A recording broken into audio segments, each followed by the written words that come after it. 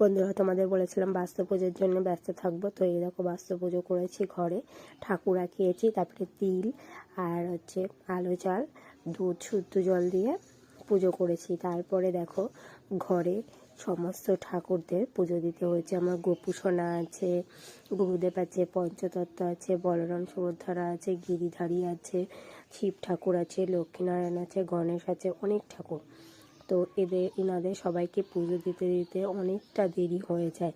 2 ঘন্টার নিচে পুজো হয় না ঠাকুর ঘরে এসে। তো ওই বাস্তু পুজো ওইটা, তারপরে আবার গুলার কাছে অনেক কিছু আগাতে হয়। 5 রকম জিনিস দিতে হয়, ধান, তারপরে সর্ষে, চাল, তারপরে ডাল, অনেক কিছু দিতে হয়। দিয়ে এই যে এখানে বুড়ো বুড়ি আঁকতে হয়, মই, জাল, অনেক কিছু আঁকতে হয়। তারপরে বুড়ো বুড়িকে পুজো দিয়ে ঢেকে দিতে হয়। তো দেখো পুজো দিয়ে ঢেকে দিয়েছি। তো তারপরে এই যে আজকে আবার খুলা পোড়াতে হবে। খুলা মানে কাঁচি পোড়া করতে হবে, কাঁচি পোড়া পিঠে করতে হবে, মানে যত রকম যে যেমন পারে। তো এই যে আমি গুলা গুলে নিচ্ছি, গুলে নিয়ে এই যে কাঁচি পোড়ার খোলা বসিয়ে দিয়েছি, দিয়ে এই যে গুলা ঢেলে দিচ্ছি। কোনো দিন আমি একা একা করিনি, শাশুড়ি মা বাড়ি থাকে, শাশুড়ি মাই করে। এই প্রথমবার করছি, কেমন হবে জানি না কাঁচি পোড়া পিঠে।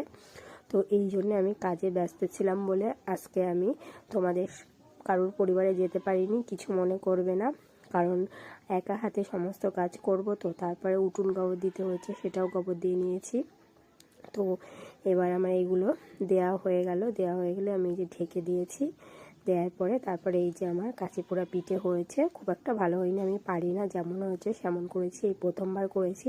কেমন হয়েছে বন্ধুরা জানাবে, ভিডিওটা কেমন লাগলো সেটা বলবে। তোমরা সবাই ভালো থাকবে, সুস্থ থাকবে, টাটা, বাই বাই।